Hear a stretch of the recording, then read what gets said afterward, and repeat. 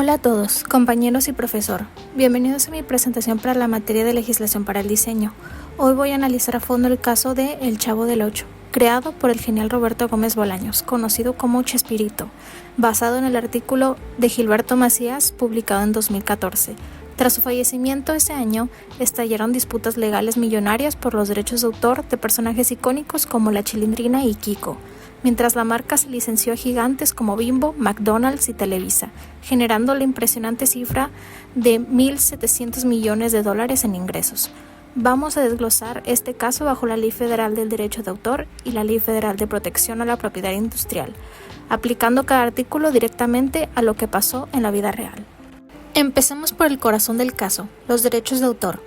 La Ley Federal del Derecho de Autor, en su artículo 5, protege cualquier creación intelectual original desde el momento en el que se fija en un medio tangible, sin necesidad de registro formal.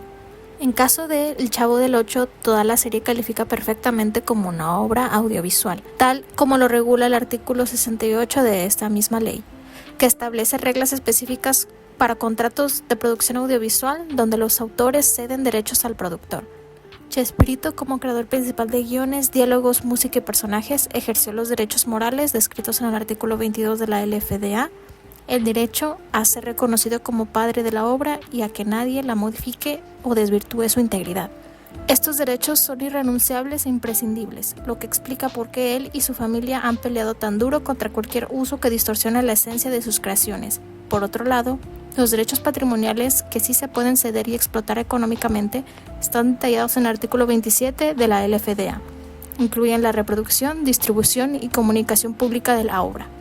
Televisa compró estos derechos mediante un contrato de cesión exclusiva bajo el artículo 68, lo que les permitió retransmitir episodios por décadas y vender merchandising, acumulando estos $1.700 millones desde 1992, según reportes de Forbes. Estos derechos patrimoniales duran toda la vida del autor más 100 años después de su muerte, como indica el artículo 29 de la ley, lo que significa protección hasta el año 2114.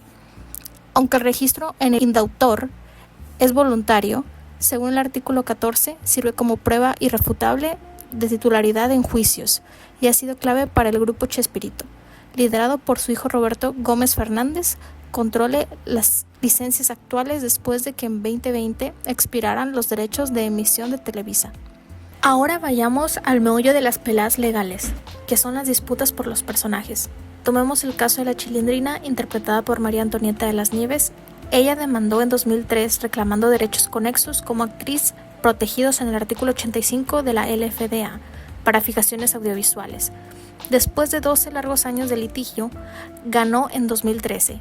Los tribunales le permitieron usar al personaje de forma autónoma fuera de la serie original, argumentando que su interpretación única añadió un valor separable que no violaba la integridad moral de Chespirito, regulada en el artículo 21. Aquí Chespirito perdió terreno porque sus contratos no excluyen expresamente usos independientes y el artículo 22, que da al director control moral sobre el conjunto audiovisual, no es absoluto frente a aportes individuales de intérpretes. Algo muy similar pasó con Kiko, encarnado por Carlos Villagrán, quien en 1978 demandó por independencia creativa y logró acuerdos parciales para shows propios, hasta que Televisa intervino. Nuevamente, el artículo 22 de la LFDA sobre derechos morales del director chocó con el artículo 85 sobre derechos de los intérpretes, siempre limitados por los contratos de cesión. En el 2020, los herederos recuperaron los guiones completos donde la cesión bajo el artículo 68 era temporal, bloqueando cualquier nueva producción sin su licencia expresa.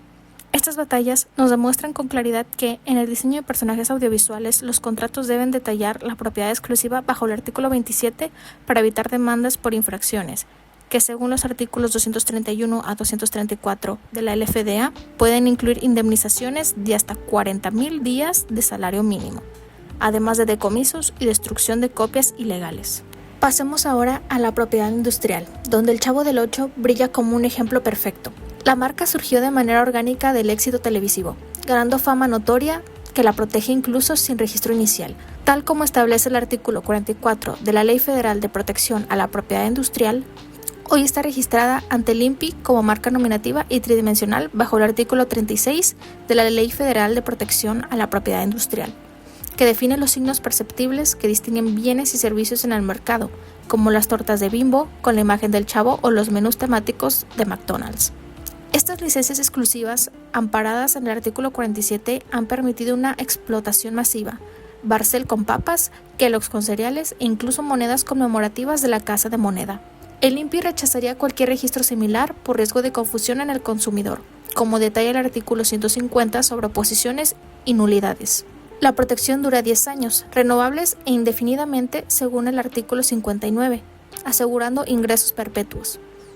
En casos de infracción, se activan los artículos 198 a 210 para indemnizaciones, decomiso de mercancía y medidas cautelares. La gran lección aquí es que un éxito audiovisual puede construir una marca poderosa, pero los diseñadores siempre deben verificar antecedentes en el INPI antes de crear logos o diseños derivados de propiedades intelectuales famosas. En resumen, el caso del Chavo del Ocho demuestra la sinergia perfecta entre la Ley Federal del Derecho de Autor, que protege la creación artística desde su fijación en el artículo 55, y la Ley Federal de Protección a la Propiedad Industrial, que monetiza esa creación como marca distintiva en el artículo 36.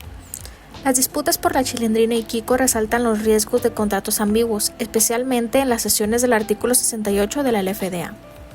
Para nosotros como diseñadores, las lecciones son claras. Siempre detallan sesiones patrimoniales en contratos bajo el artículo 27. Registren marcas tempranamente conforme al artículo 36 de la LFPPI y distingan los derechos morales perpetuos en el artículo 21 de los patrimoniales limitados por el artículo 29. Así evitamos litigios eternos como esos 12 años de juicios y protegemos legados que generan billones. Muchísimas gracias por su atención.